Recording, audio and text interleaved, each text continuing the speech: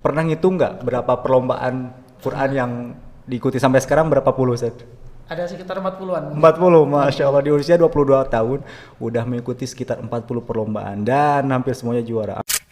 Dengan di nasional. Kalau di nasional ya alhamdulillah sejauh ini mah mulus. Alhamdulillah. Bahkan ana dengar antum kalau mau ikut perlombaan itu sampai bawa jimat, Ustaz. Bener ya? Oh, pernah. Jimatnya kresek katanya. Ayo coba diceritain, Ustaz.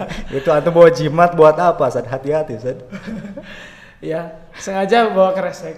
Ya, Tapi kalau antum ana dengar dari yang lain, katanya nggak di Murojaah lama pun masih nempel, Ustaz. Itu barangkali ada rahasianya gitu. ya karena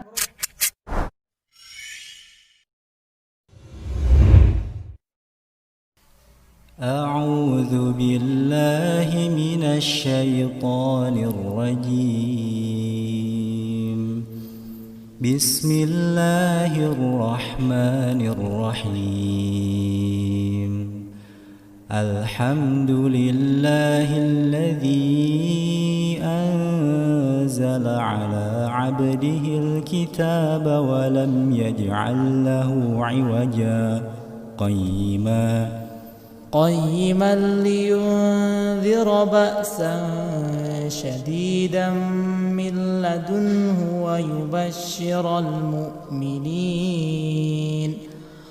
ويبشر المؤمنين الذين يعملون الصالحات أن لهم أجرا حسنا ماكثين فيه أبدا وينذر الذين قالوا اتخذ الله ولدا ما لهم به من علم ولا لآبائهم كبرت كلمة تخرج من أفواههم إن يقولون إلا كذبا فلعلك باخع نفسك على آثارهم إن لم يؤمنوا بهذا الحديث أسفا إنا جعلنا ما على الأرض زينة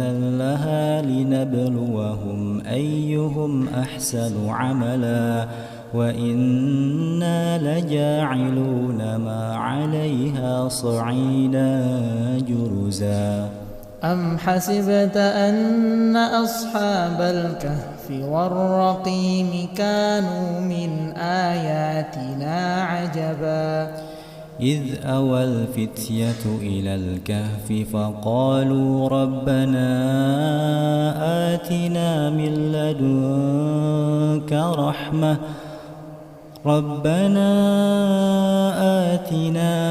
لدنك رحمة وهيئ لنا من أمرنا رشدا صدق الله العظيم.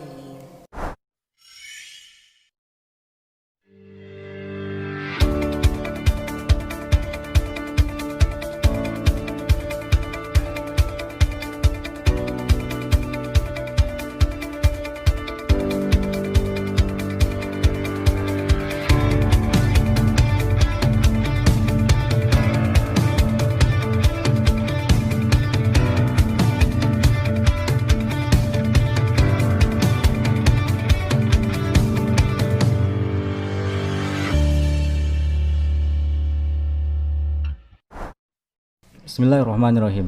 One Table kali ini bersama Ustadz Ahmad Aji Nurfata Mubarak. Ustadz, terima kasih udah bersedia anak tanya-tanya sekarang. Oke, kita panggil beliau dengan Ustadz Aji karena beliau disebutnya oleh santri Ustadz Aji. Ustadz, jujur antum ini adalah sosok yang ana sangat iri sama antum, Ustadz. Di usia sekarang yang berapa, Ustadz? udah tua saya. Saya udah 22 tahun. 22 itu masih muda, Ustadz. 22 tahun dan yang buat ana iri itu antum dilihat dari pialanya, piagamnya, ana dengar dari cerita Udah mah mungkin 30 juz, sering ikutan lomba tafsir bahasa Arab sampai bahasa Inggris, Masya Allah. Yang pengen Anda tanya pertama, dari umur berapa saya mulai menghafal Quran sampai bisa di umur 22 tahun itu prestasi udah sebegitu, hampir gak itu, gak kehitung gitu. Alhamdulillah kalau untuk menghafal dulu saya mulai ketika kelas 1 SD. Kelas 1 SD Ustaz? Kelas 1 SD. Masya Allah. Kelas 1 SD kebetulan di sekolah ketika itu ada seorang guru yang menawarkan kepada saya mau nggak pesantren, tetapi pesantrennya tidak dekat di Kabupaten Sukabumi. Emang Ustaz asalnya di mana Ustaz? Jawa Timur. Jawa Timur, pesantren ke Sukabumi, Iya. usia kelas 1 SD. Kelas 1 Masya SD. Allah. Dan ketika itu sebenarnya saya sendiri kurang tahu apa itu pesantren.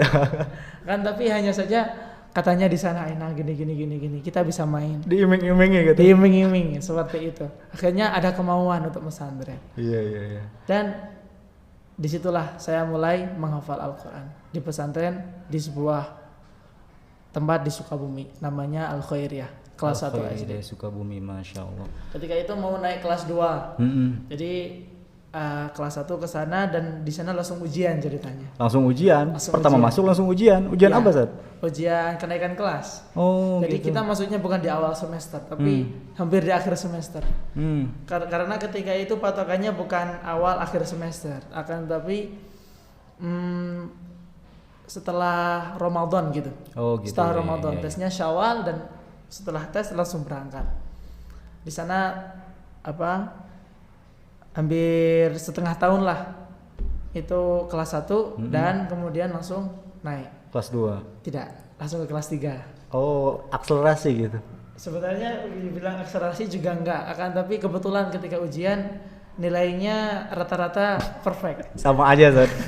Akselerasi juga Ustaz. Tapi cuma itu aja. Kelas 2-nya saja yang diloncat. Kemudian kelas 3, kelas 4, kelas 5, kelas 6 seperti biasa. Masya Allah. Terus Ustaz, kalau di kelas 1 SD atau kelas 2 SD itu Iya. yang belum kebayang sama anak, motivasi untuk ngafalin Al-Quran itu gimana Ustaz? Waktu kecil udah bisa punya motivasi yang kuat gitu buat ngafalin Al-Quran. Sebenarnya kalau untuk motivasi itu datang yang pertama tentu dari keluarga. Ketika itu kebetulan ibu adalah pengajar di sebuah TPA, teman pendidikan Al-Quran buat anak-anak. Iya. Di kampung ibu setiap sore mengajar ngaji. Sebenarnya saya termasuk murid yang nggak pernah ngaji karena yang ngajar ibu sendiri, Oh, jadi gitu. nyantai gitu. Akan tapi karena mungkin sering nonton TV ketika itu acara televisi masih banyak edukasi ya tahun 2005, 2004, 2006 itu teh masih banyak edukasi dan pernah dengar seorang penghafal Al-Quran kalau ada anak yang bisa hafal Al-Quran, insya Allah bisa mengangkat derajat orang tuanya baik di dunia maupun di akhirat. Bahkan ada sebuah pernyataan ketika itu saya dengar nanti bisa kasih mahkota emas buat ibu bapak. Masya Itu Allah. yang memotivasi saya. Oh, itu saat kecil itu ya yang Ya, memang selebihnya ya iming-iming yang tadi itu. Iming-iming yang tadi. memang generasi kita ini termasuk yang masa kecilnya terselamatkan saja. Alhamdulillah. Kalau sekarang tontonan anak-anak itu bukan hanya di TV, TV pun udah gitulah. Ya. Apalagi sekarang di HP, makanya alhamdulillah kita dulu terselamatkan. Ternyata Alhamdulillah. motivasi Ustadz juga dulu salah satunya dari TV saja. Iya. Televisi zaman dahulu masih bernilai Edukatif sangat, ya. edukatif. Iya, edukatif. Kemudian selesai di umur berapa tahun itu atau menghafal berapa tahun sampai beres 30 Saya juz? menghafal sekitar 3 tahun setengah lah. 3 tahun setengah beres. Ustadz? Yang saya itu 3 tahun setengah. Kelas 1 selesai di kelas 6 semester awal. Usia sekitar 11 tahun. Berarti itu selama di pondok saja dan dari kelas 2 udah mondok sampai umur berapa tahun? Sampai sekarang. Sampai sekarang masih mondok. Jadi saya orang pondok. orang pondok yang udah meninggal, yang udah merantau dari kampung sendiri untuk mondok sampai saat ini, Masya Iya. Allah. Dan mungkin awal-awal memang tantangan yang paling berat buat kita sebagai seorang anak itu memang kangen, Iya. nggak betah dan lain sebagainya. Betul, belum lagi kalau biasanya di pondok ada masalah sama temen, itu bawaannya pasti pengen pulang. Tetapi ada cita-cita yang harus diwujudkan. Kita udah sampai sini, masa sih mau putus di tengah jalan gitu loh. Jadinya kita harus selesaikan dulu sampai kita punya apa yang kita impikan. Waktu itu target selesai 30 juz dan mungkin bisa ngajar ke adik-adik kelas. Itu aja targetnya ketika itu. Tapi yang ana dengar antum pernah nggak betah sampai ngancem bunuh diri, bener Ustaz ya? Nggak? Sampai gimana? Katanya antum sampai pernah mau ngancem, mau loncat dari lantai 2 dari lantai 3, bener gak Ustaz itu? Pernah. Itu yang ketika Kenapa itu, Ustaz? awal dulu. Nggak betah, karena nggak betah. Oh. Pertama kali pesantren itu saya yang pengen. Oh, iya. Tetapi ketika nyampe pesantren, ketika orang tua pulang, saya yang nangis karena ngerasa kalau nggak ada orang tua ternyata nggak enak. Iya. Ketika itu awal-awal 2 minggu pertama saya pesantren itu nggak mau ngaji, nggak mau ngomong, nangis aja. Iya. Ya seperti itulah, sampai ngancam-ngancam guru kalau nggak Mau loncat gitu. ya mau loncat pernah, sampai loncat pagar pernah. Loncat pagar kan, tapi nggak bisa naik, ternyata pagarnya terlalu tinggi. Nah itu jadi cerita. Iya. Iya, justru itu momen-momen yang unik saja. Iya. Dimana anak-anak sekarang ya mungkin ada yang ketika di pondok itu merasa tidak betah, tapi justru ini buktinya teman-teman. Ada yang dulunya nggak betah tapi fase itu dilewati dan sekarang jadi orang yang luar biasa seperti itu. Dan sekarang setelah dulu antum beres ngafalin Quran, antum katanya langsung lanjut ke terjemahnya saja, benar? Iya. Nggak langsung sih. Kita libur setahun dulu untuk murojaah. Murojaah secara intensif agar benar-benar kepegang hafalannya. Setelah setahun, berarti saya libur setahun itu kelas 6 semester 2 sama kelas 7 kelas 1 SMP semester 1. Jadi kelas 7 SMP semester 2-nya udah mulai ngapal terjemah. Ngapal terjemahnya. Beres dalam waktu berapa tahun satu? Atau berapa bulan kira-kira? Sebenarnya lebih cepat kalau terjemah itu. Tapi karena waktu SMP sering ikut lomba, mulai ikut lomba, jadinya sering nggak nambah. Tapi sekali nambah bisa 5 halaman. Karena mudah sebenarnya. Sering menghafal Al-Quran sebelumnya dan beberapa kali baca-baca terjemahnya. Akhirnya ketika harus menghafalkan terjemah bisa jadi lebih mudah lagi. Jadi seperti itu proses menghafal Al-Quran. Susahnya tuh di awal. Semakin ke bagian akhir semakin mudah. Juz amma susah biasanya. Juz 1, juz 2, juz 3 masih susah. Tapi kalau udah juz 15 itu insya Allah makin mudah. Iya, itu yang juga harus jadi pegangan kita semua saja, karena terkadang santri-santri penghafal Quran itu shock di awal, dia merasa kok susah banget ngafal gitu. Ana juga dulu punya teman ketika di Mahat Tahfidz itu di awal dia susah banget, beberapa bulan pertama sampai dia itu ngerasa kayaknya saya nggak cocok jadi penghafal Quran, dia keluar kayak gitu. Ternyata memang itu fasenya saja yang harus dilewati, seperti ujiannya lah mungkin ya. Ujiannya itu yang saya tekankan buat anak-anak yang sekarang, yang saya didik sekarang itu. Kalau kalian pengen menghafal Al-Quran, ingat susahnya cuma di awal. Lewati dulu yang susah-susahnya ini, insya Allah nanti tinggal yang mudahnya. Iya, Masya Allah, Alhamdulillah sangat motivatif sekali Ustaz. Makanya kita ingin terus menggali pengalaman antum untuk menjadi motivasi terutama untuk santri-santri di sini gitu Ustaz. Kemudian antum tidak berhenti sampai di terjemahnya aja, tapi langsung ke tafsirnya juga Ustaz. Itu di usia berapa kalau menghafal tafsir? Kalau tafsir mah bukan dihafal sebenarnya, karena difahami. Tafsir lumayan banyak ya. Iya. Mungkin kita hanya memahaminya saja. Akan tapi untuk tafsir sendiri saya mulainya baru ketika SMA kelas 2, itu pun baru baca-baca sih sebenarnya. Iya. Baca-baca saja. Mulai dari tafsir apa itu Ustaz? Dulu pertama kali belajar tafsir tuh Maroghi. Langsung ke Al-Maroghi. Al-Maroghi, Sofatul Bukan Jalalain dulu, bukan. Jalalain terakhir. Al-Maroghi memang agak berat sih pembahasannya, tapi kalau kita sering baca terjemah, insya Allah gampang, karena penafsiran itu sebenarnya pengembangan dari terjemah kan. Terjemah, kalau kita sudah tahu terjemahnya, setidaknya hafal lah, itu untuk memahami tafsirnya insya Allah semakin mudah.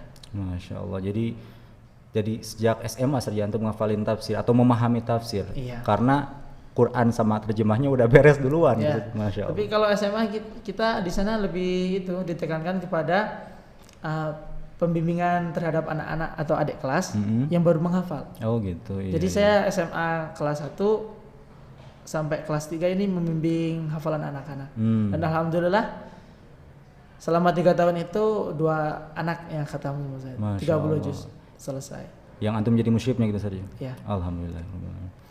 Terus antum berarti dari sejak SMP saja udah sering ikut lomba? Ya, itu pertama kali ikut lomba ketika SMP, masuk SMP kelas 1. MTQ. Lomba apa dulu seperti itu? Sebelum MTQ saya belum nggak langsung ke MTQ saya dulu.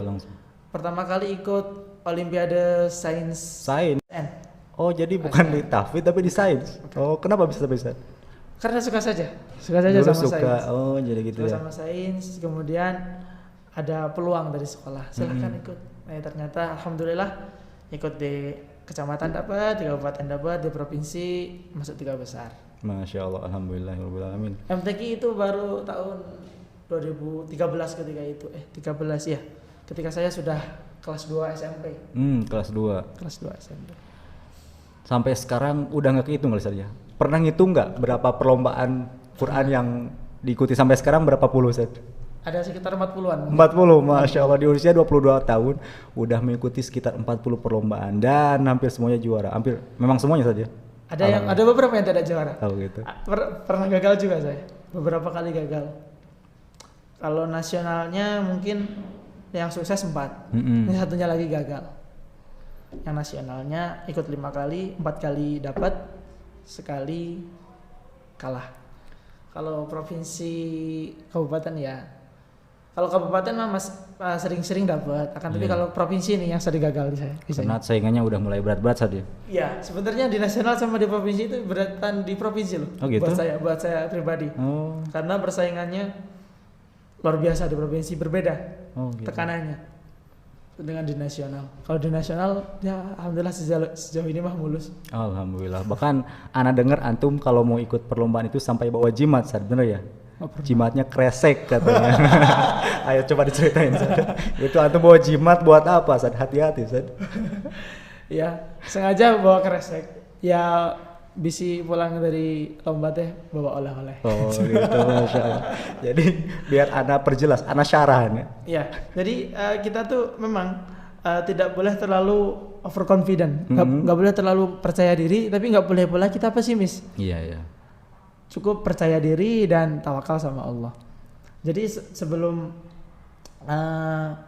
lomba itu saya selalu menanamkan dalam diri saya, insya Allah saya mendapatkan apa yang saya usahakan. Karena usahanya maksimal, makanya saya optimis nanti dapat. Makanya udah bawa wadah buat pialanya. Masya Allah.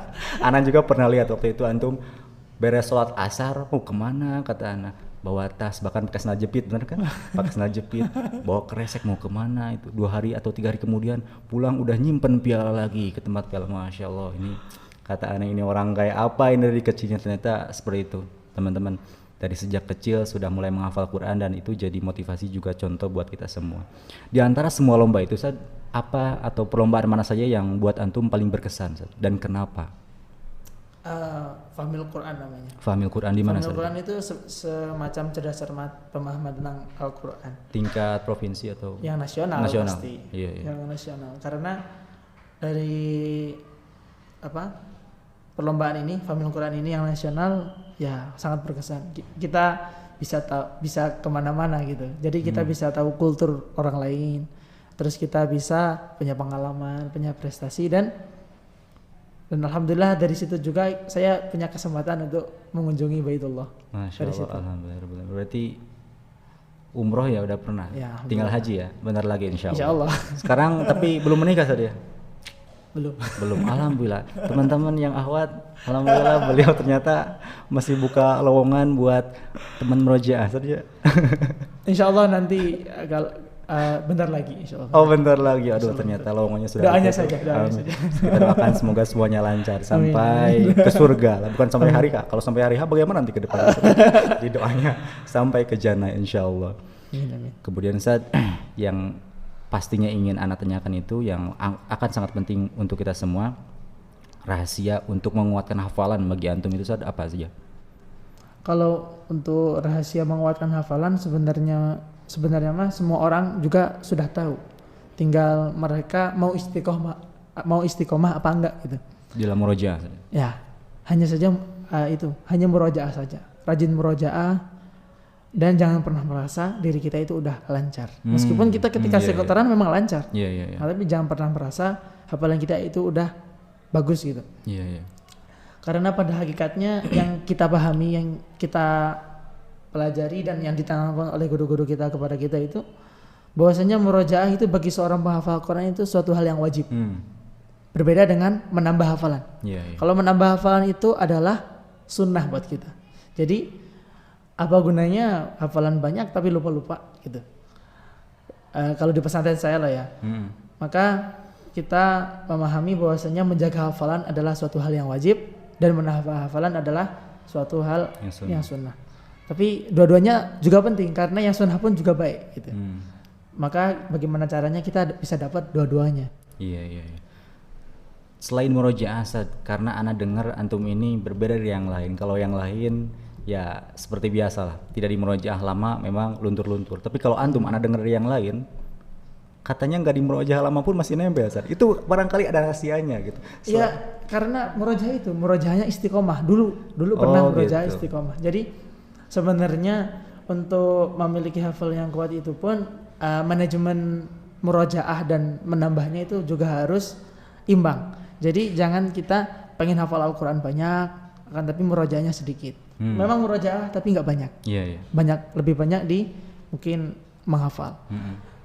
Dan itu sebenarnya salah. Karena apa? Yang harus kita banyakkan adalah murojaahnya. Di pesantren kita bisa mengaji sehari itu 8 jam. Untuk murojaahnya kita sekitar 6 sampai 7 jam. Dan 1 jamnya cukuplah untuk menambah 1 halaman. Oh gitu. Sebenarnya seperti itu. Tapi kan terkadang di banyak tempat dan banyak anak pula yang ketika menghafal, saya umpamanya dalam 1 hari punya 5 jam. Menghafalnya 3 jam, murojaahnya 2 jam. Itu masih kurang. Iya. Oh seperti itu. Jadi kuncinya di istiqomah ya, karena memang kalau kita sudah terbiasa melakukan satu ibadah, ketika kita tidak bisa melakukannya, Allah masih tetap kasih pahalanya sebenarnya. Ya, soalnya Anda pernah dengar juga, antum pernah sampai kritis karena demam berdarah katanya tadi. Demam berdarah dan antum nggak bisa murojaah selama berapa bulan saat itu? Ya mungkin ada sebulan lah. Sebulan. Tapi beres itu langsung ikut lomba lagi, bener Ustaz? Ya kurang lebih seperti itu. Dan menang. Juara 3 sih. Juara 3 itu masih luar biasa, soalnya habis beres dari rumah sakit, jadi antum persiapannya di rumah sakit sambil berbaring itu. Ternyata memang rahasianya istiqomah ketika memang bisa gitu. Jadi Allah mudahkan ketika kita memang dalam kondisi tidak bisa. Ada kan pernyataan khairul a'mal ma dalla wa in qalla ya. Sebaik-baik pekerjaan adalah yang dikerjakan secara terus-menerus meskipun pekerjaan itu suatu hal yang kecil gitu. Iya. Jadi kan nanti kalau di hari kiamat kan Allah kasih surga pintu, pokoknya Ar-Rayyan kan buat orang yang berpuasa. Maksudnya dia spesial di dalam satu bidang. Dia rajin mengerjakan puasa gitu. Iya, terus yang sering kita dengar juga itu istiqomah khairum min alfi karomah. Jadi istiqomah memang lebih baik daripada 1000 karomah, kata para ulama seperti itu. Kemudian kan amal yang paling dicintai juga amal yang istiqomah walaupun sedikit. Jadi memang bagi penghafal Quran itu istiqomah sangat dibutuhkan. Jadi walaupun secepat apapun ngafal, kalau kedepannya nggak istiqomah udah luntur lagi. Yang pengen anak tanyakan sekarang Ustaz, di kondisi antum yang seperti ini, Quran sama terjemah sama tafsir Arab dan Inggris, tadi kita belum bahas aja, antum itu kan kalau teman-teman belum tahu, juara tafsir Quran bahasa Arab dan bahasa Inggris. Yang pengen anak tanyakan itu manajemen murojaahnya bagaimana saat ini? Ketika sudah memang banyak, buat anak banyak gitu. Manajemen murojaahnya saat ini bagaimana? Selain dari ikut lomba, kalau ikut lomba kan memang terpacu lagi. Selain itu gimana? Kalau untuk manajemennya sekarang saya merasa sedih karena ya memang saya jarang murojaah untuk sekarang. Dan itu yang nggak patut ditiru dari saya. Memang ketika kita nggak murojaah, nggak secara serta-merta lupa gitu. Akan tapi sebenarnya ada beberapa yang lupa. Saya menghafal tuh nggak cuma Al-Quran kan, yang saya setorkan juga terjemah. Ada dampaknya, bukan langsung ke Qurannya, ke terjemahnya dulu. Oh gitu. Iya, 10 juz terakhir memang luar biasa, agak lupa gitu. Dan itu menjadi sebuah cobaan buat saya juga. Jadi bukan berarti saya ini nggak lancar terus gitu. Nggak ada yang nggak lancar seakan-akan, enggak, tetap ada. Ketika saya nggak murojaah, ada yang nggak lancar. Yang nggak lancar apa? Terjemahnya. Dan mungkin seandainya ini berlangsung terus-menerus, bisa saja terjemah sudah agak lupa semua, nanti merambah ke Al-Quran. Tapi insya Allah enggak lah hasilnya. Insya Allah itu jadi proyek saya yang sekarang untuk saya kerjakan, melancarkan semuanya. Dan itu yang harus dihati-hati ketika seorang itu menghafal dan memiliki hafalan yang memiliki Banyak. kualitas lah ya. Iya. Memiliki kualitas, jangan sekali-kali mengendorkan murojaah. Iya. Selancar apapun kalian, jangan sekali-kali meninggalkan murojaah. Selancar apapun kalian jangan sekali-kali meninggalkan murojaah, karena yang memang kita yang memakai otak, yang memakai hati, tapi yang punyanya tetap Allah saja. Iya, Jadi seperti itu. kalau Allah udah nggak ridho dicabut bisa aja sekaligus langsung hilang saja. Iya. Dan target untuk kedepannya dari saat ini apa Ustaz? Antum kan bagi anak udah sangat luar biasa, tapi mungkin antum masih ada target yang lebih luar biasa lagi. Ya, kalau untuk cita-cita mungkin ya memiliki anak yang hafid Al-Quran Insya Allah. Amin. dan memiliki anak didik yang hafid Al-Quran. Jadi ya ketika saya dulu pernah mendidik 2 anak sampai 30 juz, itu ketika mereka khatam itu luar biasa rasanya. Luar biasa senangnya. Iya, iya. Dan itu membuat kita itu ketagihan.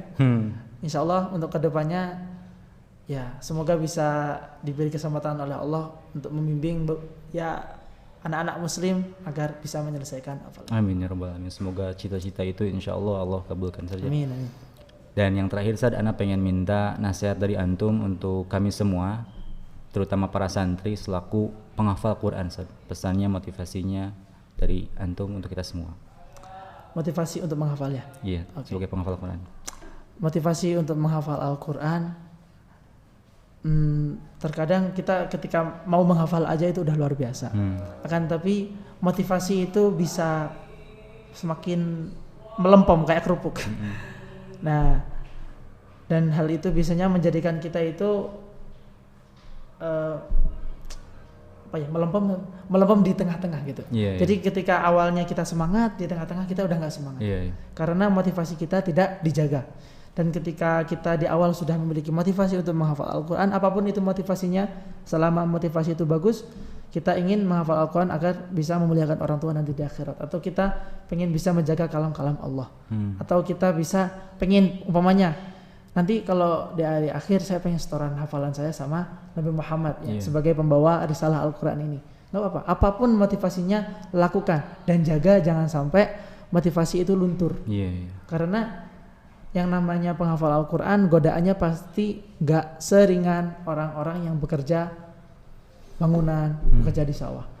Pasti mereka lebih berat godaannya. Iya. Maka bagaimana caranya agar kita bisa menjadikan motivasi untuk menyelesaikan hafalan itu tetap terjaga. Jangan sampai kendor di tengah-tengah. Itu aja. Ya, terima kasih banyak Ustaz atas pesan atau nasihatnya untuk kita semua. Jadi yang bisa ana simpulkan tetap harus jaga motivasi saja, karena al imanu yazidu wa yanqusu. Ya. Al motivasiu yazidu wa yanqusu. Ya, bisa. Menghafal Quran itu targetnya panjang, maka motivasi harus selalu ditambah. Jika motivasi yang satu sudah melempem, cari lagi motivasi yang lain agar Ya, bisa. terus berlanjut seperti itu saja. Ya. Baik, terima kasih banyak Ustaz atas sharingnya sore ini. Semoga menjadi manfaat untuk kita semua insya Allah. Amin. Sangat motivasional sekali kisah hidup antum yang mondok dari kelas 1 SD, kelas 2 SD sampai sekarang dengan prestasi yang segudang. Mungkin anak sampai nggak bisa nyebutin, yang bisa anak simpulkan itu tafsir Quran, tafsir Inggris di usia 22 tahun. Masya Allah. Pada dasarnya semua orang bisa kok. Hanya saja mereka mau apa enggak gitu aja. Pada dasarnya semua orang bisa, hanya aja tergantung mau atau tidak. Ya. Insya Allah. Terima kasih banyak Ustaz atas Ya. waktunya. Sama. Semoga target antum semuanya tercapai. Amin, amin, Dan amin. semoga para penghafal Quran, para santri terutama yang di sini, semuanya bisa mengikuti jejak antum Ustaz. Karena yang dibutuhkan anak-anak di usia SMP, SMA itu role model, saja model. Jadi ketika mereka di luar, yang mereka lihat itu YouTuber. Anak kadang sedih ketika ada anak ditanya, cita-cita pengen jadi apa? Pengen jadi YouTuber gamer. Itu kan karena yang mereka lihat sehari-hari tokoh yang luar biasa itu. Ketika di pesantren yang mereka lihat itu sosok-sosok seperti antum yang akan menjadikan mereka itu anak ingin menjadi seperti ustadz itu, dan itu yang menjadi motivasi mereka, saya ingin seperti beliau.